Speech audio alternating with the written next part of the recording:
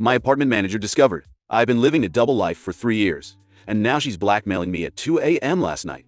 My apartment manager, Patricia, knocked on my door and said, "We need to talk, Alex. Don't bother with the David Martinez bullshit. I know it's you." For 3 years, I'd been living as 2 different tenants in the same apartment, exploiting a numbering error that made one space appear as 2 units. Alex Chen, paying $900 month rent controlled. David Martinez paying $2,800 month market rate, while collecting $2,000 a month from my roommate, who thought he was subletting from David.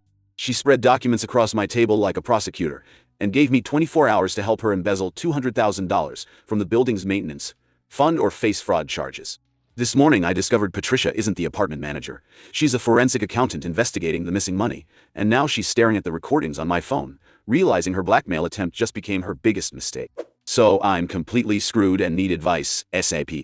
My apartment manager found out about something I've been hiding for years, and is now threatening to expose everything, unless I do what she wants. I don't know if this is even legal, but I'm absolutely terrified, and don't know what to do.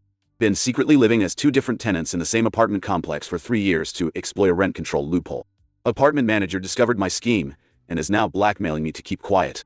She wants me to help her embezzle money from the building's maintenance fund, or she'll report me to the landlord, and potentially the authorities. Okay. Let me back up and explain how I got into this mess. 3 years ago, I was a broke college student looking for affordable housing in San Francisco.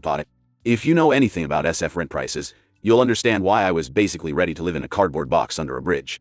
I was scrolling through Craigslist when I found this weird listing for an apartment complex in the Mission District. The building was old, probably from the 1920s, and had this labyrinthine layout with apartments that had been subdivided and renumbered multiple times over the decades. The listing mentioned they had both rent-controlled units and market-rate units, with a significant price difference. At first, I almost skipped the listing entirely. The photos were terrible, clearly taken with a flip phone in bad lighting, and the description was just a few bullet points. But the rent-controlled price caught my eye. $900 for a 1-bedroom in the Mission? That was almost too good to be true. I did some research on the building before scheduling a viewing. Built in 1923, it had been a boarding house, originally, then converted to apartments in the 1960s. The property had changed hands 6 times since then, with each new owner making modifications, additions, and renovations without much regard for logical numbering or layout. Online reviews were mixed. Some tenants loved the character and affordable rent. Others complained about confusing layouts, mail delivery issues, and management that never seemed to know which apartment was which. One review from 2019 mentioned that they'd lived there for 2 years before realizing their apartment number was wrong on their lease documents. Here's where it gets interesting. When I went to view the apartment, the leasing agent was this scatterbrained older guy named Frank, who clearly didn't care about his job. He showed me apartment 4B, which was listed as a market rate unit for $2,800 a month. As we're walking around, I noticed that the apartment next door, 4C, had an available sign on it. I asked about 4C, and Frank flipped through his papers looking confused. "Oh, that one's rent controlled," he said. "Same layout as this one, but it's only $900 a month because the previous tenant lived there for like 20 years. Now, here's the thing that Frank didn't seem to realize, and that I only figured out later when I was looking at the building's floor plan. Apartments 4B and 4C weren't just similar layouts. They were the same apartment. At some point in the building's history, someone had renumbered the units incorrectly, and this one apartment ended up with 2 different apartment numbers, 2 different rent designations, and 2 different entries in the building's rental system. The door to the apartment had 2 numbers on it, 4B and 4C, but they were positioned in a way that you could only see one depending on which direction you approached from. From the main hallway, you'd see 4B. From the back stairwell, which hardly anyone used, you'd see 4C. I spent another hour walking around the building, sketching out the layout and taking photos with my phone. The more I explored, the more convinced I became that this wasn't just a simple numbering error. The building's fire escape plan, posted in the lobby, showed apartments 4B and 4C as separate units. But when I counted windows from outside the building, there was clearly only one apartment on that section of the 4th floor. I even talked to a few other tenants I met in the lobby. One elderly woman mentioned that the apartment next to the loud college kids had been empty for months, but she couldn't remember if it was 4B or 4C. A guy doing laundry said he'd lived in the building for 3 years and still got confused by the numbering system. I realized I was looking at the most insane housing loophole in San Francisco history. I spent the next week researching everything I could about rent control laws, tenant rights, and the building's history. Turns out, the building had changed hands multiple times, and the current property management company had inherited a complete clusterfuck of paperwork from previous owners. The rent rolls were a mess, and it was clear nobody had done a proper audit in years. Here's what I did. I applied for apartment 4C under my real name. Let's call it Alex Chen. Clean credit, good references, stable income from my part-time job. I got approved for the rent-controlled unit at $900 a month.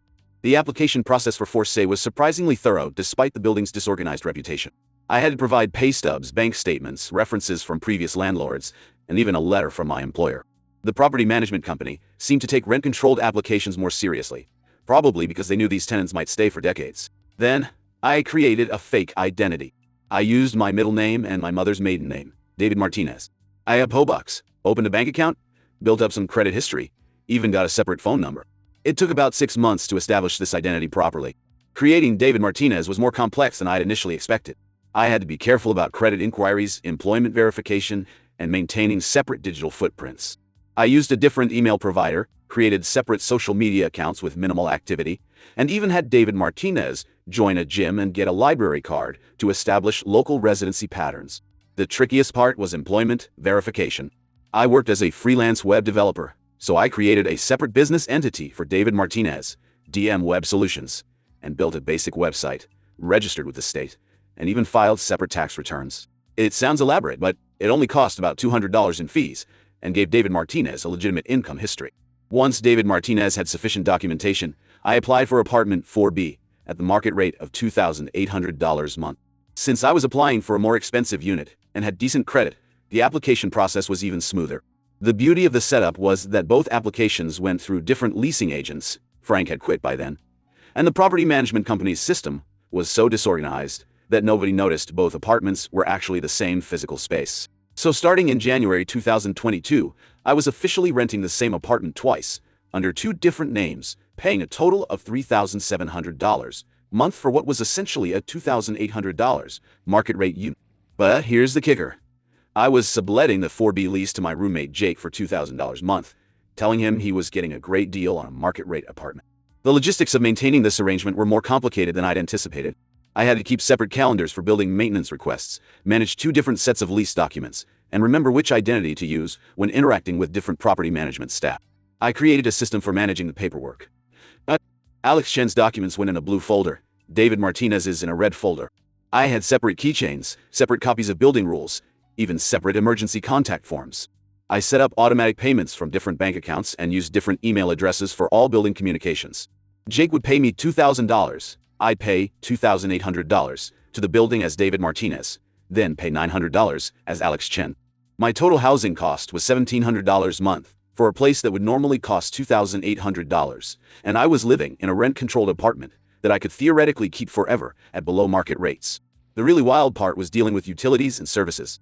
The building included water and garbage, but residents were responsible for electricity, internet, and cable. I had to set up PG&E service under Alex Chen's name, but internet service under David Martinez's name to maintain the illusion that 2 different people lived in adjacent apartments. When service technicians came to the building, I had to be careful about which apartment number I gave them. I was basically getting paid $100 a month to live in a nice apartment in San Francisco. I thought I was absolutely brilliant. For 2.5 years, this system worked perfectly. I'd collect rent from Jake, pay both leases, and nobody was the wiser. The building went through several property management changes, which actually helped cover my tracks since records kept getting transferred between different systems. During this time, I had a few close calls that should have been warning signs. Once, a maintenance worker got confused about which apartment he was supposed to fix a leaky faucet in. He had a work order for both 4B and 4C. I managed to convince him it was a paperwork error, and that both work orders referred to the same repair. Another time, Jake mentioned to a neighbor that he was subletting from David Martinez in 4B, and the neighbor said they'd never seen anyone by that name. Jake asked me about it, and I told him David traveled a lot for work and was rarely around during normal hours. The closest call happened about 6 months ago when the building's insurance company was doing an occupancy audit. They sent a surveyor to count the number of residents in each unit for policy purposes. I had to make sure Jake was out when they came to count 4B, then be present when they counted 4C. I spent the whole day coordinating schedules and almost got caught when the surveyor mentioned that apartments 4B and 4C seemed to have identical layouts, something that shouldn't be possible given the building's floor plan. I should have realized then that my scheme was getting harder to maintain as the building's management became more organized. But the money savings were so significant, and everything had worked so smoothly for so long, that I got overconfident. Then, last month, everything changed. The building hired a new apartment manager named Patricia Wong.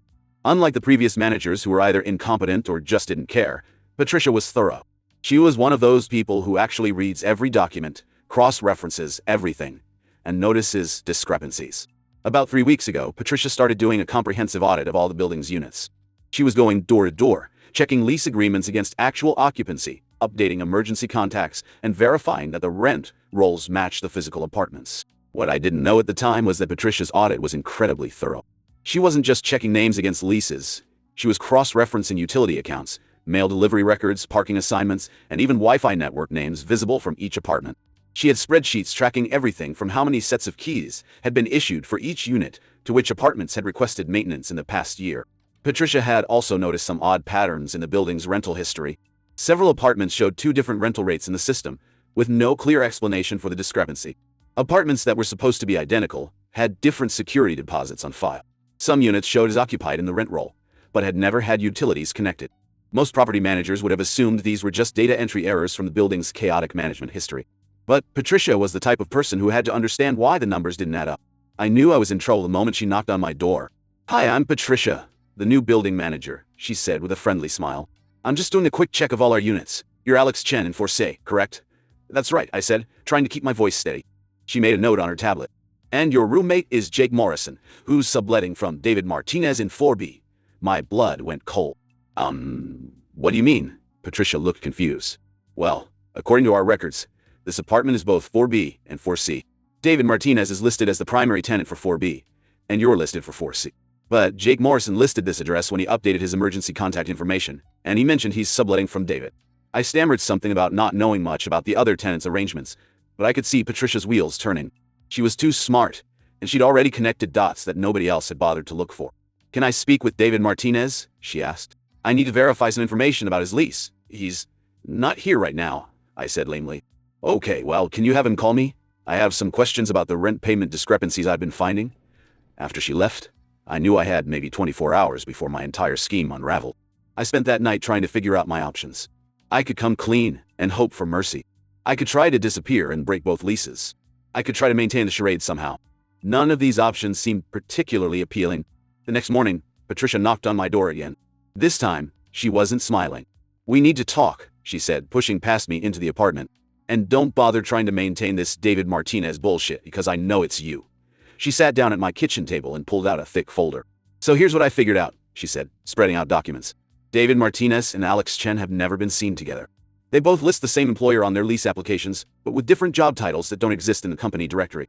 David's bank statements, which I access through our property management portal, show consistent payments to Alex's account every month." She looked up at me with what I can only describe as admiration mixed with annoyance. "You've been playing both sides of a rent control loophole for 3 years. It's actually pretty impressive, but it's also fraud on multiple levels." I slumped into the chair across from her. "What are you going to do?" "Well," Patricia said, "that depends on you. Here's where things get really messed up." Patricia leaned back in her chair and smiled, but it wasn't a friendly smile. It was the smile of someone who had just realized they held all the cards. "Alex, and I'm going to call you Alex since that's your real name. You've been committing housing fraud for 3 years. Identity fraud, rental fraud, probably some tax implications I haven't even thought about yet. If I report this to the landlord, you'll be evicted from both units immediately. If I report it to the authorities, you could face criminal charges." My mouth went dry. "Please, I can explain." She held up a hand. "I'm not done. Here's the thing. I actually don't care about your little scam. Honestly, you found a loophole in a broken system and exploited it. Good for you. The landlords in this city have been screwing over tenants for decades." I felt a tiny spark of hope. "So you're not going to report me?" "I didn't say that." Patricia's smile got wider. "I said it depends on you." She pulled out another set of documents from her folder. "See, while I was doing my audit, I discovered some other interesting discrepancies. The building's maintenance fund has been systematically drained over the past 5 years. About $200,000 is missing, and it's been covered up through creative bookkeeping. I don't understand what this has to do with me," I said. "The previous property management companies were stealing money," Patricia explained. "But they were sloppy about it. I can trace exactly how they did it, and I can prove it. The problem is the current property management company, my employer, will blame me for the missing money if I report it. They'll say I should have caught it sooner, and they'll fire me and probably try to make me liable for the losses." She leaned forward. "But if the money went missing due to fraudulent rental arrangements that created phantom maintenance requests and false occupancy reports, well, that's a different story. That's not my fault. That's the fault of a tenant who was gaming the system." I stared at her, slowly understanding what she was proposing. "You want me to take the blame for the missing maintenance money? I want you to help me restructure how that money disappeared," Patricia said. "We create a paper trail showing that your double occupancy scheme created fake maintenance requests, inflated utility costs, false damage reports, whatever we need to account for the missing $200,000. You take responsibility for the financial discrepancies. I report you to the landlord for rental fraud. You get evicted, and everyone's problems are solved. Except I go to jail, I pointed out. Patricia shrugged. Maybe. Or maybe you disappear before anyone presses charges. Start over somewhere else. Either way, my problem becomes your problem. And if I don't agree, then I report your rental fraud immediately, and you lose your apartment anyway. But you also don't get the benefit of helping me, which means when the missing maintenance money comes to light, and it will, there won't be a convenient explanation. The authorities will investigate more thoroughly. They'll dig deeper into your background, and you'll face much more serious charges. She stood up and gathered her papers. Think about it, Alex. You can help me and maybe walk away from this, or you can refuse and definitely go down hard. You have until tomorrow to decide. After Patricia left, I sat in my apartment. My apartment that was somehow both 4B and 4C, and tried to process what had just happened. I'd gone from thinking I was the smartest person in the building to realizing I was completely trapped. I called in sick to work and spent the day researching my options. I looked up rental fraud penalties, potentially thousands in fines, possible jail time. I researched whether Patricia's plan would even work. It was complicated, but probably. I even looked into how hard it would be to just disappear entirely, harder than movies make it seem. The more I thought about it, the more I realized Patricia had me cornered. She was essentially offering me a choice between two different ways of going down for fraud, with one option giving me a slightly better chance of escape. But there was something else bothering me. Patricia's explanation of the missing maintenance money was too convenient. She'd supposedly discovered this $200,000 discrepancy while doing her audit, but she had a detailed plan for how to pin it on me, ready to go immediately. Either she was the fastest-thinking property manager in history, or she'd been planning this for longer than she let on. I decided to do some digging. I spent that evening doing research on Patricia Wong Dada. Social media, LinkedIn, public records, anything I could find. What I discovered made my blood run cold. Patricia hadn't been hired as the new apartment manager. She'd been hired as a forensic accountant by the property management company to investigate the missing maintenance money. Her job wasn't to manage apartments. It was to figure out where $200,000 had gone and who was responsible. She'd already identified the previous management companies that had stolen the money. She already had evidence. She already had a case ready to present to the authorities. But here's the thing about forensic accounting investigations. They don't just look at where money went. They look at how systems failures enabled theft to occur. And one of the biggest system failures she'd identified was the complete lack of oversight in the rental management system. The same disorganization that had allowed my scheme to work for 3 years. Patricia wasn't trying to cover up her own negligence. She was trying to create a bigger story that would make her look like a hero instead of just a competent investigator. Think about it. Forensic accountant discovers property management theft is a routine news story. But forensic accountant uncovers complex rental fraud scheme that enabled property management theft is a career-making story. The kind of story that gets you hired by bigger companies, gets you speaking engagements, gets your name in industry publications. Patricia didn't need me to take the blame for the missing money. She needed me to be part of a larger narrative that made her discovery look more impressive and comprehensive. Armed with this new understanding, I decided to call Patricia's bluff. The next morning, she knocked on my door right on schedule. "Have you made your decision, Alex?" "I have," I said, letting her into the apartment. "But first, I have some questions about your forensic accounting investigation." Patricia's confident smile faltered for just a moment. "I don't know what you're talking about." "Sure you do, Patricia. You're not the apartment manager. You're a forensic accountant hired to investigate the missing maintenance money. You've already solved that case. You know exactly which management company stole the money and how they did it." I pulled out my own folder of printed documents. "You don't need me to take the blame for the theft. You need me to make your investigation look more thorough and impressive. You want to turn a simple embezzlement case into a complex fraud investigation that showcases your skills." Patricia sat down slowly, her expression calculating. "Even if that were true, it doesn't change your situation. You're still committing rental fraud." "Yes, I am," I agreed. "But you're committing extortion. And unlike my rental fraud, which has a statute of limitations, your extortion attempt is happening right now, with witnesses." I pulled out my phone and showed her the recording app. "I've been recording our conversations since yesterday. I have you on tape, threatening to falsely implicate me in financial crimes unless I cooperate with your scheme to enhance your professional reputation." Patricia stared at the phone, then at me. "You're bluffing." "Am I?" "Here's what I think is going to happen. You're going to complete your forensic accounting investigation and submit your findings about the missing maintenance money. You're going to get credit for solving the case. You're not going to mention my rental situation at all." I leaned forward. "In exchange, I'll quietly end my double rental arrangement. I'll give up the 4B lease as David Martinez. Jake will move out and I'll continue living here as Alex Chen in the rent-controlled 4C unit, which is completely legal. And if I refuse, then I submit these recordings to your employer along with documentation of your extortion attempt. You lose your job, face criminal charges, and I still end up evicted for rental fraud. but you go down with me." Patricia stared at me for a long moment, then started laughing. "You know what, Alex? I underestimated you. When I first figured out your scheme, I thought you were just some clever college kid who'd stumbled into a loophole. I didn't realize you were actually smart enough to do research and fight back." She stood up and extended her hand. "Deal. I complete my investigation, you end your double rental arrangement, and we both pretend this conversation never happened." I shook her hand, but I wasn't entirely sure I trusted her. "How do I know you won't just wait a few months and then report me anyway?" Patricia smiled, but this time it seemed genuine. "Because in 3 months I'll be working for a big firm in downtown making 3 times what this property management company pays me. Your little rental scheme will be the least of my concerns." She gathered her papers and headed for the door, then paused. "For what it's worth, Alex, I really am impressed by what you pulled off. 3 years of successfully gaming the system in San Francisco? That takes serious planning and execution." "Thanks, I guess. Just do me a favor," she said. "When you eventually move out of here, make sure you close both rental accounts properly. Don't leave some future tenant to deal with the paperwork mess you've created." That was 3 weeks ago. "I've since given Jake notice that he needs to find a new place," I told him. The landlord was ending the subletting arrangement. "I formally terminated the David Martinez lease, closed that bank account, and destroyed all the fake identity documents. I'm back to being just Alex Chen, living in apartment 4C, paying $900 a month for a rent-controlled unit in San Francisco. Which, honestly, is still a pretty good deal." Patricia completed her forensic accounting investigation, and, as promised, didn't mention my rental situation. She identified approximately $200,000 in missing maintenance funds, stolen by previous property management companies. Last I heard, there are ongoing legal proceedings against the companies involved. True to her word, Patricia got hired by a major accounting firm downtown. I got a brief email from her about a week ago. "Thanks for keeping things professional. Good luck with everything." I still live in the same apartment, but now it's just apartment 4C. The building management removed the 4B number from the door during a recent renovation project, finally ending the decades-old confusion that made my scheme possible. Jake found a new place in Oakland and actually thanked me for the heads up about the subletting situation. He has no idea how close he came to being involved in a much bigger mess.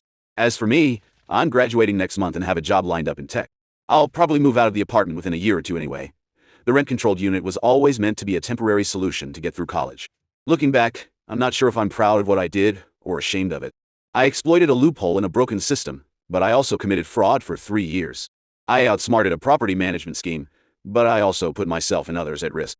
What I do know is that I learned more about contracts, legal research, negotiation, and risk management in the past month than I did in 4 years of college business classes. And I learned that sometimes the person trying to blackmail you is just as trapped as you are. They just hide it better. Holy cow, this blew up. A few people are asking about legal advice, so let me be clear. Don't do what I did. It worked out for me through a combination of luck, research, and finding someone whose interests aligned with mine. It could have easily ended with me in jail. Also, several people have pointed out that my scheme wasn't actually that clever, because I was paying more in total rent than a single market-rate apartment would cost. That's actually a fair point. I guess I got so caught up in the complexity of the scheme that I lost sight of whether it was actually beneficial. Live and learn, I guess. Someone in the comments claimed to be Patricia and said this story is fake. I'm not going to confirm or deny that, but I will say that if you're really Patricia, thanks again for being professional about everything. And if you're not Patricia, thanks for reading my story anyway.